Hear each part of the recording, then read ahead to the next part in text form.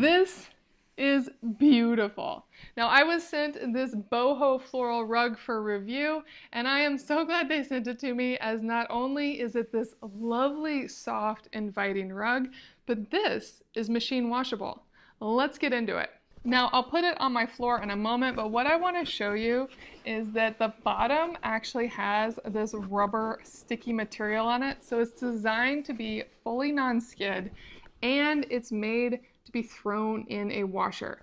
Now, I wouldn't recommend putting this in your home washer unless you can handle this large a capacity. This is an 8x10 rug with a sticky bottom, but you can take it to a laundromat, and it's truly built to be thrown in a washer. The instructions are very clear that you can cold water wash this, and then you can air dry it in your dryer or just hang it out to dry. And that is so nice because carpets definitely get dirty over time, and the fact that you can throw this in the washer means to me that this carpet is going to last a lot longer than the standard carpet will. Now, my cat absolutely loves this carpet. He hasn't gotten off of it since I laid it down. And I love this floral boho pattern.